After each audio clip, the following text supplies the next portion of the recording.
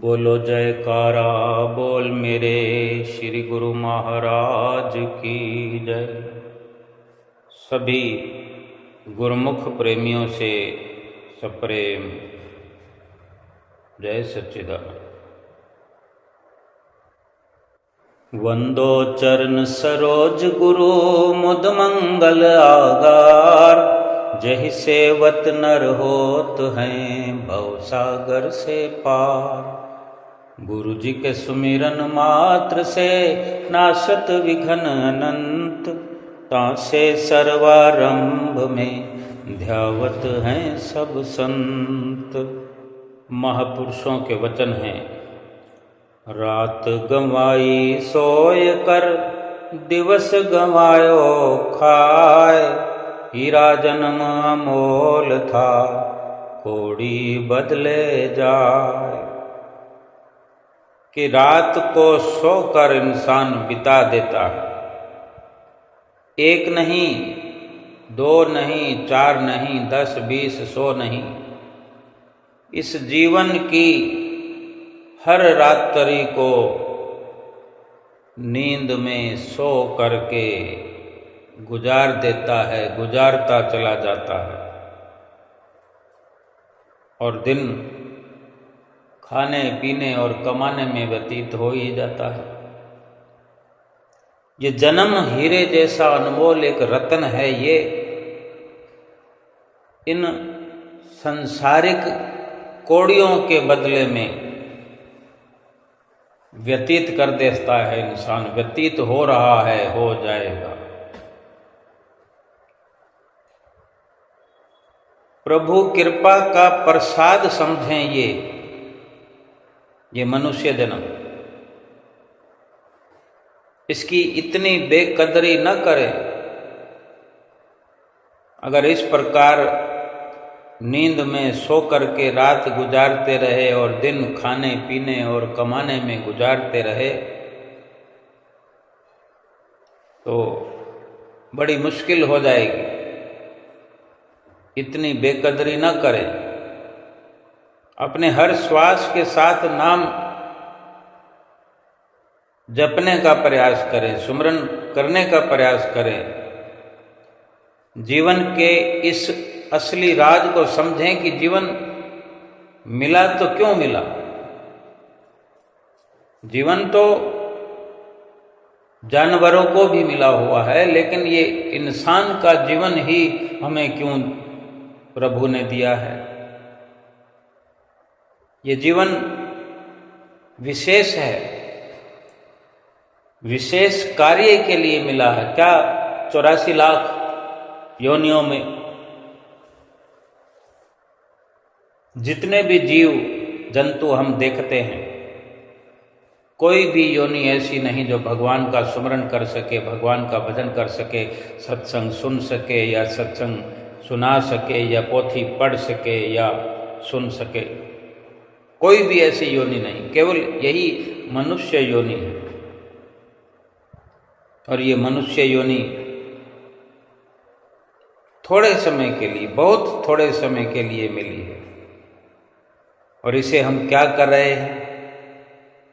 लड़ाई झगड़ों में, द्वेष भावना में, ईर्ष्या द्वेष कर करके एक दूसरे से झगड़े फसाद करके, क्रोध करके, यही सब इस संसार में एक इंसान के जीवन में होता रहा है। अगर किसी से प्रेम भी रखते हैं, किसी से प्यार भी करते हैं, मोह के कारण, नासमझी के कारण, उसका भी हश्र तो यही हुआ कि भजन सुमरन से तो वंचित ही रह गया इंसान।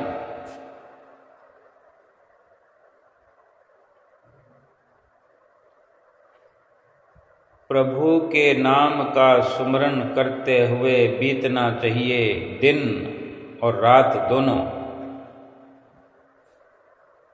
हाथ पांव से काम करते रहे, लेकिन अपने चित्त में प्रभु का चिंतन चलता रहे, ध्यान लगा रहे, कर से कर्म करो विधि नाना, मन में ही राखो कृपा निधाना।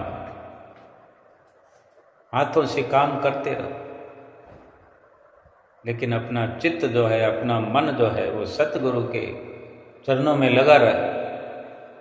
वो क्या वचन फरमाते हैं, क्या हिदायत करते हैं, क्या करना है क्या नहीं करना है, ये हमें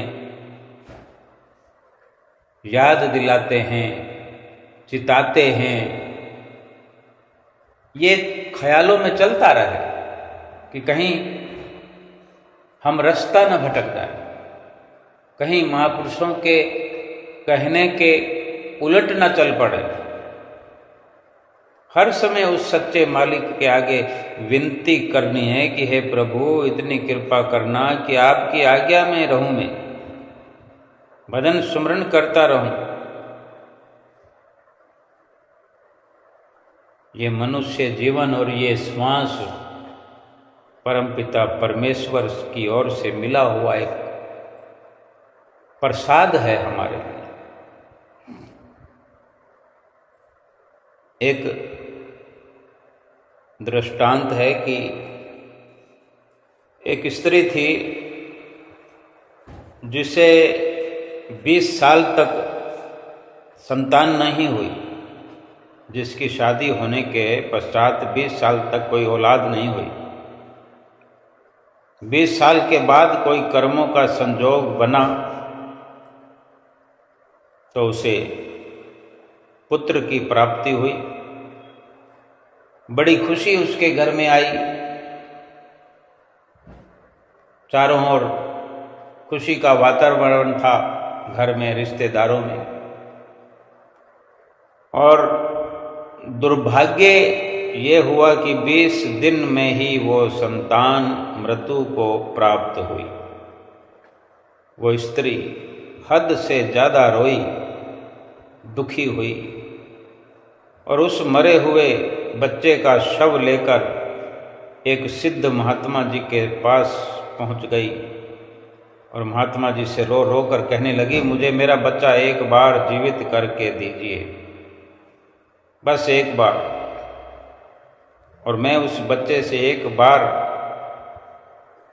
माँ शब्द सुनना चाहती हूँ कि वो अपने मुख से मुझे माँ कहे। स्त्री के बहुत जिद करने पर महात्मा जी ने 2 मिनट के लिए उस बच्चे की आत्मा को वापस उस मृत शरीर में बुलाया।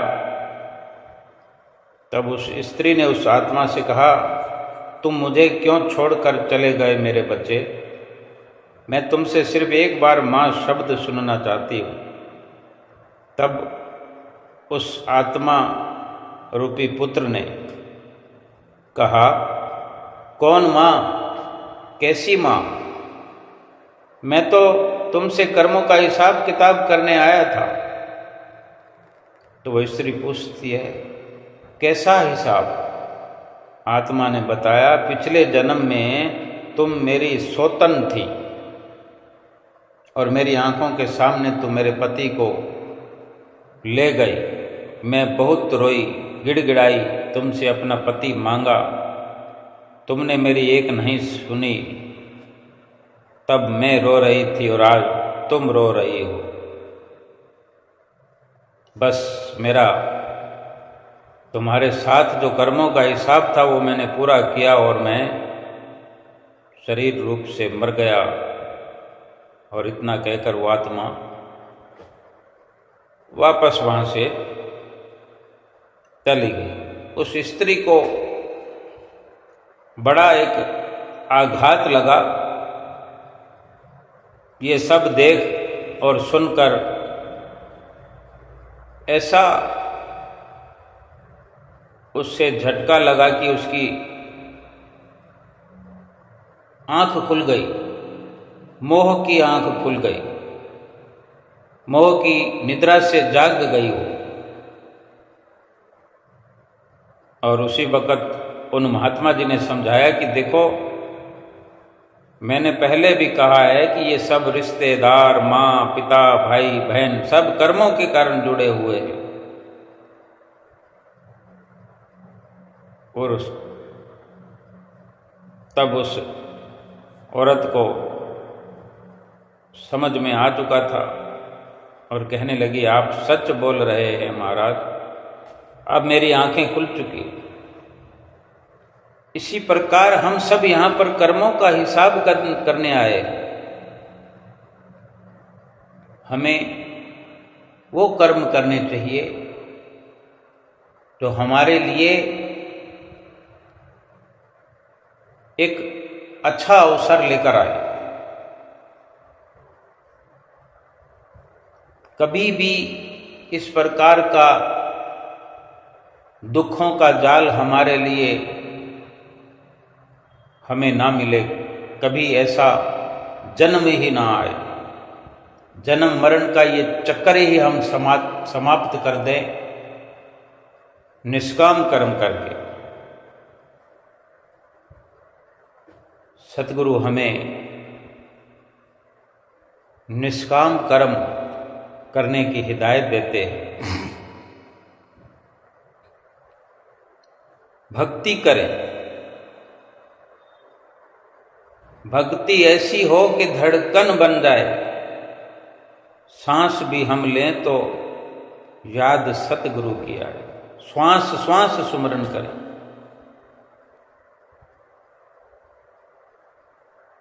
सतगुरु के बख्शे हुए नाम का नशा ऐसा आंखों में छाए कि आंख बंद हो तो भी नजर सतगुरु ही आए।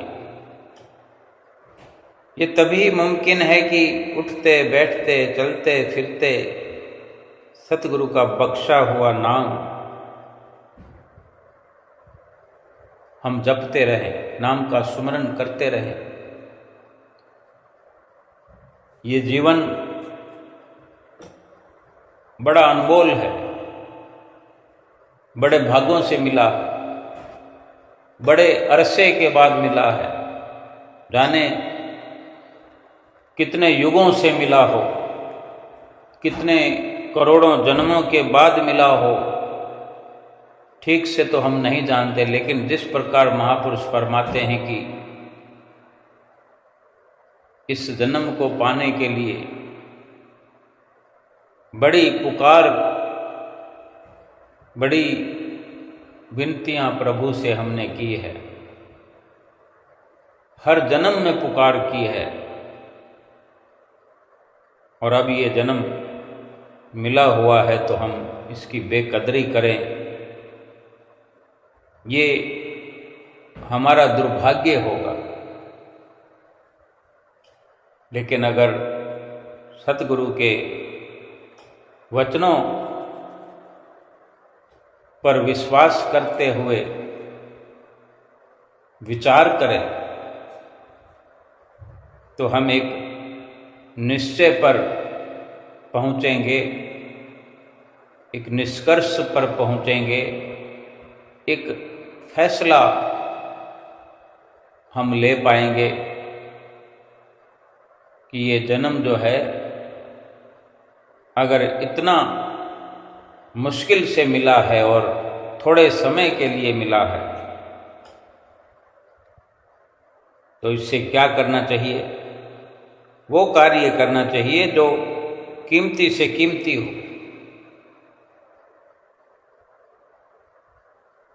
ये शरीर जो है किराए का है, एक मकान है। जैसे कि किराए का मकान हम लें तो मकान मालिक कुछ शर्तें रखता है। मकान का किराया समय पर देना पड़ेगा, मकान में गंदगी नहीं फैलाना, साफ सुथरा रखना पड़ेगा। तो मकान मालिक का कहना मानना पड़ेगा हमें। और एक बात यह भी कि वो मकान मालिक जब चाहे अपने मकान को खाली करवा सकता है। परमात्मा ने इसी प्रकार जो ये हमें शरीर दिया है, ये किराए का मकान दिया है, हमें परमात्मा ने जब ये शरीर दिया तो ये शर्तें सारी तभी से लागू कर दी गई। किराए का मतलब है कि भजन सुमरन करना। इस शरीर को ले करके जब से हम आए हैं, हमारा पहला कर्तव्य है इस भजन सुमरन के कार्य को पूरा करना, इस शर्त को पूरा करना। गंदगी यानी गंदगी नहीं करने के मायने हैं कि बुरे विचार, बुरी भावनाएं, बुरी आदतें, बुरी संगत नहीं करना है, ये दूसरी शर्त। और तीसरी शर्त कि जब मर्जी होगी परमात्मा अपनी आत्मा को वापस बुला लेगा। मतलब यही कि ये जीवन हमें बहुत थोड़े समय के लिए मिला, इसको किसी भी प्रकार के ऐसे कार्यों में करके नष्ट नहीं करना कि फिर पछताना पड़े, फिर दुखी होना पड़े।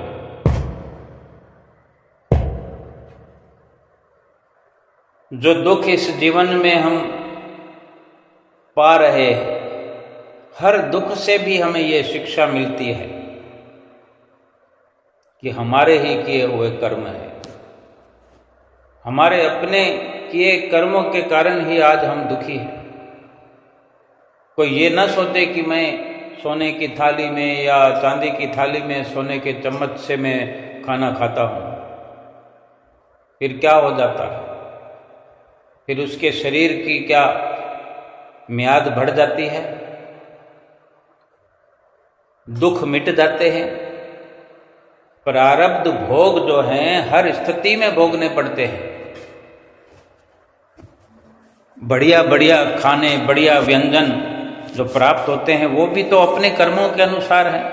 जो हमने दान किया, पुण्य किया, किसी की मदद की, किसी को राहत पहुंचाई, वो हमें मिल रहा है।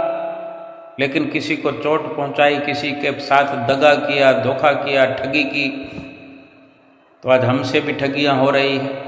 अपने ही घर में हम अब ठगे जा रहे हैं, अपने ही घर में हम कदम कदम पर लताड़ खा रहे हैं, लेकिन समझ नहीं पा रहे। हमें यकीन ही नहीं होता। अपने ही पाल पोस कर बड़े किए हुए बच्चे कदम कदम पर हमें ठग रहे, लेकिन हमें यकीन ही नहीं होता।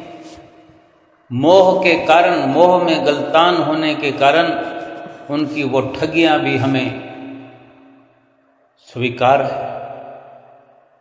और सतगुरु जो हमें राह बताते हैं, सतगुरु जो हमें सुख प्राप्त करने का रास्ता बताते हैं, सुख वाली राह पर चलाते हैं, भक्ति का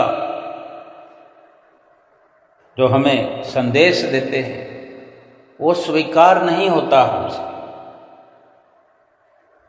हम भाग खड़े होते हैं उन वचनों से, सतगुरु के इशारों से, सतगुरु के कहने पर नहीं चलने का प्रयास करते। क्या जिंदगी है इंसान की कि सतगुरु की बात अच्छी नहीं लगती। एक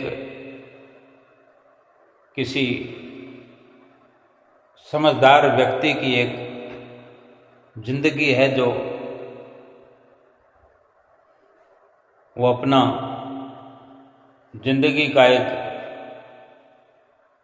जो उसको सबक मिला इस जीवन में, वो बयान करता है कि जीवन के 20 साल जैसे पढ़ाई लिखाई में हम समझते हैं कि बचपन से लेकर फिर पढ़ना लिखना वगैरह, कोई डिग्री विग्री हासिल करने में 20 साल व्यतीत होते हैं, तो वो कहता है कि 20 साल मेरे हवा की तरह उड़ गए। और फिर पढ़ाई लिखाई करके एक नौकरी की तलाश शुरू हुई। ये नहीं, और नौकरी कहीं मिलती भी सही तो कभी हम सोचते कि ये ठीक नहीं है, फलां जगह पर जाना पसंद नहीं है, ये हमारे लिए इस प्रकार से ठीक नहीं है, ये ऐसे ठीक नहीं है। इस प्रकार करते करते 2-4 नौकरियां भी हाथ में आई हुई निकल गई। आखिरकार एक नौकरी जो पसंद आई तो थोड़ी स्थिरता शुरू हो गई, नौकरी करने लगे, पहली तनख्वाह मिली, बैंक में जमा हुई, बैंक में अकाउंट शुरू हुआ। पहले पहले ये कमोबेश एक उस इंसान का वाक़या नहीं है, ये हर इंसान का, हमारे हर किसी के जीवन में ये यही होता है। हम अपने नज़रिए से अपने पर इसको रख करके देखें कि वो बता रहा है प्रेमी, आगे चलकर तो वो प्रेमी बन गया श्री गुरु महाराज जी का। तो वो बता रहा है कि पहली तनख्वाह का जब बैंक में चेक जमा हुआ, अकाउंट खुला, बैंक में खाता क्या खुला कि एक न खत्म होने वाला एक खेल शुरू हो गया।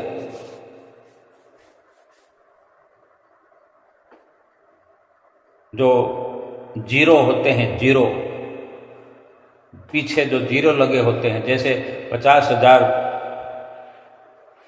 तनख्वाह मिली हो, 40,000 तनख्वाह मिली हो, अब चाहे 30,000 जमा किए हों, 20,000 जमा किए हों, एक बार तो सैलरी सीधी खाते में आ गई। अब वो सोचता है कि अगर अभी 10,000 निकालूंगा तो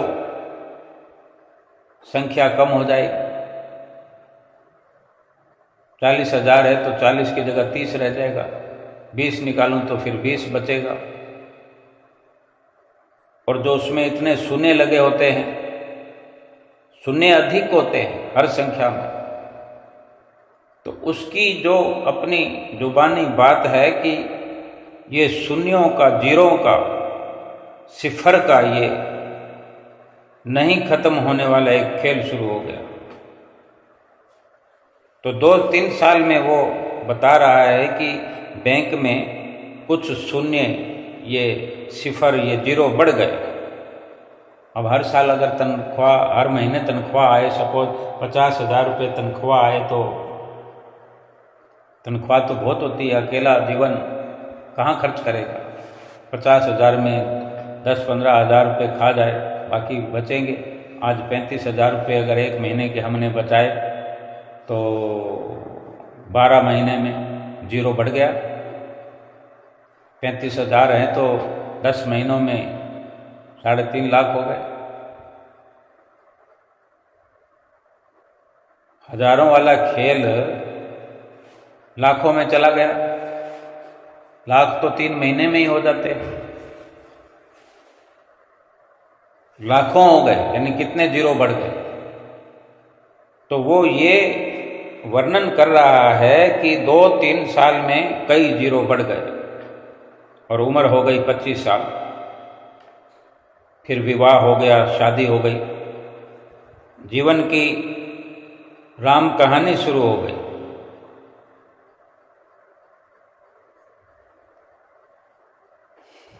और फिर वो साथ में उठने बैठने वाला एक हम सफ़र मिल गया, घूमना फिरना, रंग बिरंगे सपने देखने। तो इनका भी जिक्र अधिक नहीं कर पाया कि ये जल्दी रंग बिरंगे सपने उड़न छू हो गए। फिर बच्चे के आने की आहट हुई। 1 साल में पालना घर में झूलता हुआ दिखने लगा। सारा ध्यान पति पत्नी का उस बच्चे पर केंद्रित हो गया। उठना बैठना, खाना पीना, लाड दुलार, बस यही होने लगा। समय कैसे फटाफट निकलता गया, चलता गया। और फिर वो रंगीन सपने धूमिल होते गए। बातें करना भी घूमना फिरना तो क्या, बातें करना भी कम हो गया, बंद हो गया। और कब ये होता गया पता भी नहीं चला, कितनी उम्र और बीत गई। वो बच्चा बड़ा हो गया, जैसे जैसे बड़ा होता गया व्यस्तता उस बच्चे की माँ की भी बढ़ती गई। और वो स्वयं जो बता रहा है, बाप बन गया है। वो कहता मैं भी अपने काम में बड़ा मकान बनाया था, फिर बड़े मकान की किस्त, बड़ी गाड़ी की किस्त, बच्चे की पढ़ाई की किस्त, किस्तों में लग कर भी, और इधर तनख्वाह भी बढ़ती गई।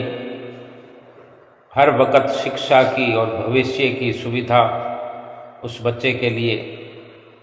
और फिर भी बैंक में जो सिफर बढ़ाने हैं, जीरो बढ़ाने हैं, वो भी साथ में चिंता लगी हुई रहती कि बैंक बैलेंस भी बढ़ता रहना चाहिए, बच्चे को अच्छी पढ़ाई होनी चाहिए, मकान भी बढ़िया से बढ़िया होना चाहिए, गाड़ी भी बढ़िया से बढ़िया टनाटन 4 व्हीलर चमचमाते रहना चाहिए। सभी प्रकार की चिंताओं में, जिम्मेदारियों में लगा रहने लगा।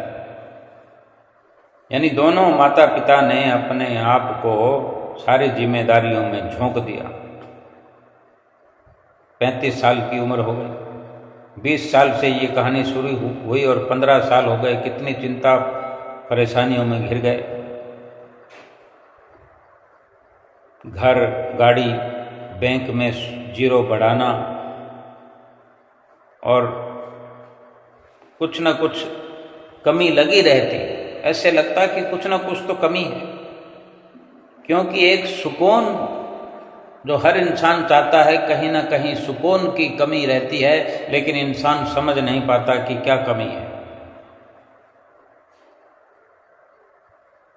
और आपस में कुछ चिढ़ बढ़ने लगी काम अधिक होने की वजह से। बच्चे की माँ और बच्चे का बाप दोनों व्यस्त रहने लगे। समय गुजरता गया, बच्चा बड़ा होता गया, उसका खुद का संसार तैयार होता गया, क्योंकि बच्चे भी बड़े होकर अपने सपने संजो लेते हैं। इस प्रकार 40-42 साल की उम्र हो गई। बैंक में जीरो बढ़ रहे थे, बैलेंस बढ़ रहा था। तो अचानक एक बार उसे कुछ बीते हुए पल याद आए, और मौका देकर उसने अपनी पत्नी से कहा कि आओ बैठो, कुछ बातें करते हैं, कुछ घूमने फिरने का प्लान बनाते हैं। तब वो बताता है कि अजीब नज़रों से मेरी पत्नी ने मुझे देखा और कहा कि तुम्हें समझ भी है कि कितना काम पड़ा हुआ है मेरे पास, और तुम्हें लगी है बातों की और घूमने फिरने की। वो अपनी कमर में पल्लू कस के और अपने झाड़ू पोछा वगैरह सब काम में व्यस्त हो गई। 45वां साल लगा और आँखों में चश्मा लग गया, बाल काला रंग छोड़ने लगे, दिमाग में कुछ उलझने शुरू हो गई। बेटा कॉलेज में था, फिर भी ये सब करके भी जैसे तनख्वाह बढ़ रही थी तो बैंक बैलेंस फिर भी कुछ न कुछ बढ़ ही रहा था। रफ्तार बेशक कम थी लेकिन बढ़ रहा था। चारों ओर खुशी की बातें हैं कि बेटा कॉलेज में पढ़ रहा है, हमारी तरक्की है, बेटा बड़ा हो गया है, ये तरक्की है, बैंक बैलेंस बढ़ रहा है, ये भी तरक्की है, गाड़ी है, बंगला है, सब तरक्की ही तरक्की है। और एक और तरक्की ये हो गई कि बेटा कॉलेज ख़त्म करके अपने पैरों पे खड़ा हुआ और उसको पंख लग गए, और पंखों के साथ वो उड़ गया परदेश विदेश। स्वीकार करना ही पड़ा। अब बालों का काला रंग अधिक उड़ने लगा, कभी कभी दिमाग साथ छोड़ने लगा, और इसी प्रकार पत्नी को भी यही सब होने लगा। पत्नी को भी चश्मा लग गया, उसके भी बाल सफ़ेद होने लगे। यानी दोनों बूढ़े होने लगे, बूढ़े हो गए, उम्र दराज दिखने लगे, 60 की ओर पहुंचने लगे। अब तो बैंक के शून्यों की, जीरो की कोई खबर नहीं, क्योंकि जाने कहाँ दिमाग चलने लगा, इतनी चिंता बढ़ गई। बाहर आने जाने के कार्यक्रम भी बंद होने लगे, गोलियां, दवाइयाँ ये शुरू हो गई। एक विशेष बात उसने बताई कि कभी हमने ये सोचा था, पति पत्नी ने, कि बच्चे बड़े होंगे तो हम तो साथ रहेंगे, इसीलिए यही सोचकर बड़ा घर लिया था। अब जब बच्चा विदेश चला गया तो अब वही बड़ा घर बोझ लगने लगा, और बच्चे कब वापस आएंगे ये सोचते सोचते बाकी के दिन गुजरने लगे। पहले बच्चे को बड़ा करने में व्यस्त थे और अब बड़े बच्चे के आने की इंतजार करने में व्यस्त रहने लगे। चिंता सताने लगी, 60 से ऊपर क्रॉस होने लगी उम्र। एक दिन यूं ही सोफे पर बैठा हुआ ठंडी हवा का आनंद ले रहा था, बेशक चिंताओं में ही सही, लेकिन जो सुख के साधन होते हैं वो अपना काम तो करते ही हैं। एयर कंडीशन रूम में बैठ करके ठंडा ठंडा एहसास हो रहा था, और पत्नी भगवान को दिया बाती कर रही थी। तभी फोन की घंटी बजी, तुरंत फोन उठाया, देखा तो बेटे का फोन था विदेश से। उसने फोन में खुशखबरी दी, और ये खुशखबरी का देखो क्या हश्र हुआ। बेटे की शादी हो तो ये खुशखबरी ही हुआ करती है। इस खुशखबरी को दुनिया तरसती है कि बेटे की शादी कब होगी, सगाई कब होगी, पोता कब होगा। बेटा फोन पर कह रहा है कि पापा मैंने शादी कर ली है और अब मैं यहीं रहूँगा प्रदेश में, वहाँ घर पे अब मैं नहीं आने वाला हूँ। यहीं पे मैंने मकान ले लिया है, शादी होगी, अब यहीं रहना है। और वो बचपन से लेकर बड़े होते तक जो बातें पिता से माता से सुनता था कि जो बैंक बैलेंस हम बना रहे हैं वो तुम्हारे लिए है, तो बेटे ने फ़ोन पर कह दिया कि जो बैंक बैलेंस है आपके पास वो आप किसी वृद्ध आश्रम में दे देना, और वृद्ध आश्रम में आप रहने का अपना इंतज़ाम कर लेना।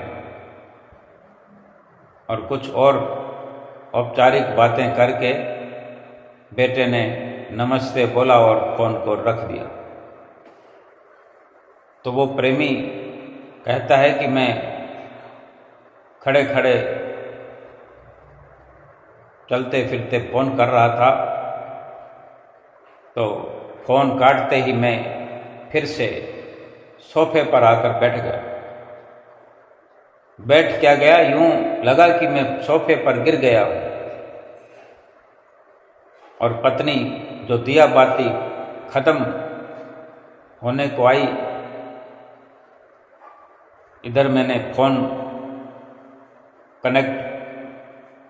को डिस्कनेक्ट किया और उधर उसकी दिया बाती खत्म हुई। माँ से बात भी नहीं की बेटे ने, पूछा तक भी नहीं, बस एक मैसेज देना था जो उसने दे दिया और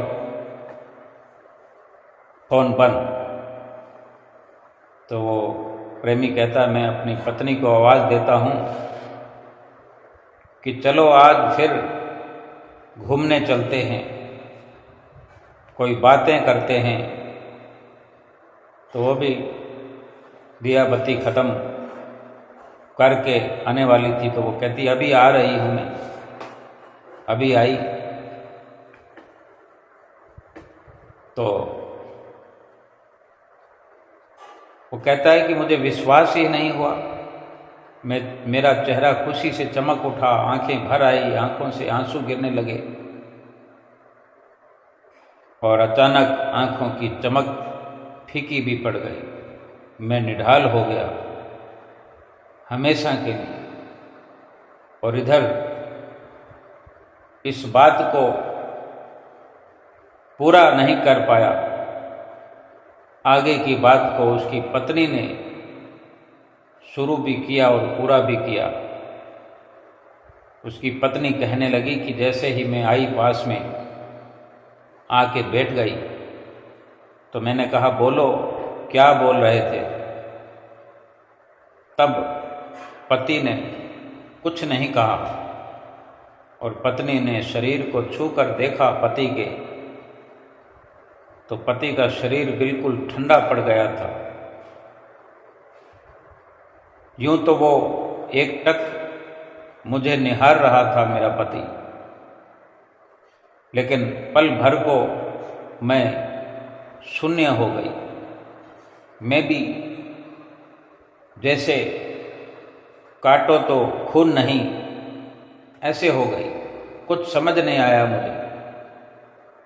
लेकिन 1-2 मिनट में ही फिर वापस में चैतन्य हुई, धीरे से उठी, बूझा घर में गई, एक अगरबत्ती जलाई और भगवान को फिर प्रणाम किया और फिर से आके सोफे पर बैठ गई। मेरा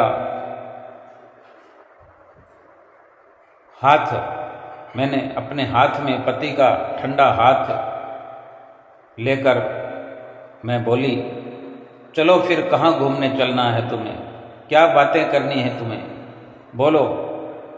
और ऐसा कहते कहते पत्नी कहती है कि मेरे आंख भर आई और एक टक में निहार रही थी अपने पति को और मेरी आंखों से आंसुओं की धार बह निकली और मेरे पति का सर मेरे कंधों के ऊपर लटक गया। ठंडी हवा का झोंका तो अभी भी कमरे में चल रहा था। सब कुछ वैसे ही था, लेकिन अब मेरा पति नहीं था। तो वो पत्नी कहती है कि क्या यही जिंदगी है? नहीं नहीं, ये जिंदगी नहीं है। जीवन अगर है तो जीवन के तरीके होने चाहिए। जीवन अगर हमारा अपना है तो जीवन जीने के तरीके भी हमारे अपने होने चाहिए। शुरुआत भले ही अब तक नहीं की, लेकिन आज से शुरुआत करें। भाव कहने का कि इंसान क्यों ऐसी उम्मीद पाल करके जीवन की शुरुआत करता है और पूरे के पूरे जीवन को किसी न किसी प्रकार से नष्ट भ्रष्ट कर देता है। सारा जीवन बच्चों को समर्पित कर दिया इस उम्मीद में। किसी को जीवन समर्पित करने से जीवन समाप्त नहीं होता। समर्पित का भाव तो ये है कि अपनी एक जिम्मेदारी, एक अपना कर्तव्य निभाकर भी हम समर्पित एक नहीं अनेकों के साथ हो सकते हैं। हमारे सतगुरु अपना जीवन अपने गुरुमुख प्रेमियों के लिए समर्पित कर देते हैं। हमने अगर अपने जीवन में देखा हो तो हम समझ पाएंगे कि पहली पातशाही गुरु महाराज जी ने, दूसरी पातशाही गुरु महाराज जी ने, तीसरी पातशाही गुरु महाराज जी ने, चतुर्थ पातशाही गुरु महाराज जी ने, पंचम पातशाही गुरु महाराज जी ने और अभी हुजूर श्री छठी पातशाही गुरु महाराज जी ने, सभी ने तो हम अपने जीवन को हमें समर्पित किया है। हम उन्हें जीवन समर्पित कर पाए या नहीं कर पाए, ये हम विचार करेंगे तो हमें समझ में अवश्य आएगा। लेकिन हमारे श्री परमहंसों ने हमें अपना जीवन, अपने जीवन का एक एक क्षण समर्पित किया है।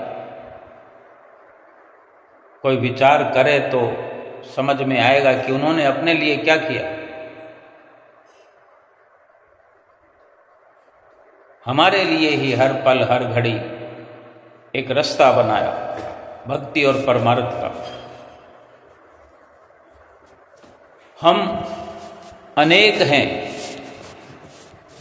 हम हजारों हैं, लाखों हैं, करोड़ों हैं। श्री परमहंसों की हम रूहें हैं, उस परमपिता परमेश्वर की हम संतान हैं, उस परमात्मा की हम आत्मा हैं। सभी को समर्पित उन्होंने अपना जीवन का एक एक क्षण, एक एक पल अपने जिस्म के लहू का, खून का एक एक कतरा हम ही को तो समर्पित किया है। उनका और कौन सा बिजनेस है, कौन सी दुकानदारी है, कौन सा परिवार है उनका? सब कुछ छोड़ करके एक परिवार में जन्म लेकर माता पिता के पुत्र बनकर उनकी परवरिश पाकर परिवार में रहते हुए उस परिवार को छोड़कर, परिवार का त्याग करके हमारे लिए उन्होंने सर्वस्व समर्पित किया, सर्वस्व कुर्बान किया उन्होंने श्री आनंदपुर दरबार की ये रचना रचा करके। हमारा मार्गदर्शन किया, एक आदर्श स्थापित किया। तो क्या हम अपना जीवन शुरू करते हुए, परिवार में रहते हुए, परिवार का भरण पोषण करते हुए, संसार का व्यवहार करते हुए, शिक्षा ग्रहण करते हुए, ब्याह शादी करते हुए, क्या ये हम नहीं समझ सकते कि महापुरुषों ने हमारे लिए क्या आदर्श स्थापित किया है? क्यों दुखों की गर्त में जाने वाले कार्य हम इस जन्म में भी करते हैं, इस जन्म में भी दुखी होने वाले काम करते हैं, और परलोक को भी हम दुखी करने में लगे हुए होते हैं कि कोई अपने पुत्र पर उम्मीद रखता है, कोई पुत्री पर उम्मीद रखता है, कोई भाई से उम्मीद रखता है, कोई माँ बाप से उम्मीद रखता है, कोई अपने बच्चों से उम्मीद रखता है, कोई धन पे भरोसा करता है, कोई तन पे भरोसा करता है, कोई मन के कहने से मन की गुलामी में चले जा रहा है, रात और दिन ये गुजर बसर कर रहा है। और एक एक करके हर इंसान इस संसार में आवा, हर इंसान पूरा जीवन भी दुखी रहता है और बाद मरने के भी दुखों वाले खड्डे में जा गिरता है। विरले विरले गुरुमुख जन, प्रेमी जन, जो सतगुरु की बात पर, उनकी हर शिक्षा पर विश्वास करते हैं, सतगुरु से इत्तेफाक रखते हैं, संसार में कहीं किसी से कोई उम्मीद नहीं रखते। जब ये पूरा का पूरा संसार का वातावरण, सारा का सारा व्यवहार कर्मों पर निर्भर है, कर्मों के हिसाब किताब पर निर्भर है, तो ठीक है किसी दुकान पर जाकर के हम किसी का हिसाब करते हैं, उधार सामान लाए हुए जो उसके पैसे चुकाने के लिए जाते हैं, भाई खाते में लिखे हुए रुपए जमा कराने जाते हैं, तो हमारा सिर्फ इतना ही काम होता है, उसको रुपये देते हैं, जमा कराते हैं, और जो रुपया हमारे नाम से लिखा गया होता है बकाया, उसको देखकर कि हाँ इसको काट दिया जाए, और वहाँ पर उसकी पूरी व्यवस्था हम कर आते हैं कि कहीं दोबारा कोई बकाया ना मांग ले, हिसाब किताब बराबर। और वहाँ से तुरंत चले आते हैं अपने घर को कि वहाँ हिसाब करने गए थे, अगर कुछ लेना है तो ले आते, नहीं तो वो हिसाब चुकता किया और अपने घर में आ जाते। वहाँ जाकर रिश्तेदारी बनाने नहीं बैठ जाते, कोई उम्मीद नहीं पाल के बैठ जाते। उन्होंने तो बिजनेस करना है, इधर देना है इधर लेना है, एक हाथ दो एक हाथ लो। ये संसार भी एक बाजार है, ये शहर है, ये गांव है, यहाँ पर जो भी आया है हिसाब किताब करने आया है, कर्मों का हिसाब किताब है। कोई किसी प्रकार चुका रहा है, कोई किसी प्रकार चुका रहा है। जब भी एक एक पैसे का या एक एक दुख का, एक एक ठगी का, एक एक झूठ का, कपट का हिसाब चुकता हो जाएगा, एक पल के लिए भी कोई किसी के साथ नहीं रहता और नहीं रहेगा। अपने जीवन में हमने बहुत ऐसे दृश्य देखे हैं। इतने अनजान नहीं हैं हम, लेकिन अनजान बने हुए हैं। हम कब समझेंगे, आंख कब खुलेगी हमारी? खुली आंखों के बाद भी आंख खोलने की जरूरत है। वो मोह माया की पट्टी है जो हमने आंखों पर बांध रखी है, वो पट्टी उतारने की जरूरत है। वो आंख जो मोह माया से ऊपर चल के खुलती है, उस आंख को खोलने की जरूरत है। वो कब खुलेगी? जब भी वो मोह माया का पर्दा हटेगा, वो आंख खुलेगी, सभी दुख मिट जाएंगे, सभी हिसाब किताब चुकता हो जाएगा, सारा खेल समझ में आ जाएगा। नहीं तो फिर थोड़ी थोड़ी देर में झटके लगते रहेंगे। दुखों का ऐसा बवंडर चलता है इस दुनिया के अंदर, थोड़ी थोड़ी देर में कई प्रकार की शक्लों को लिए हुए दुख सामने आते रहते हैं। कहीं बड़ी मस्ती में हम जा रहे होते हैं या बैठे होते हैं, हंसी खुशी अपना वक्त काट रहे होते हैं, अचानक से एक फोन आता है, हालत खराब हो जाती है। जैसे उस प्रेमी को फोन आया, उस पत्नी को जब अंदरूनी होश आया, जैसे उस माता का बेटा गुजर जाने पर उसको होश आया और वो महात्मा जी की बात को मान करके उसकी आंखें खुली और भक्ति में अपने जीवन को लगा दिया।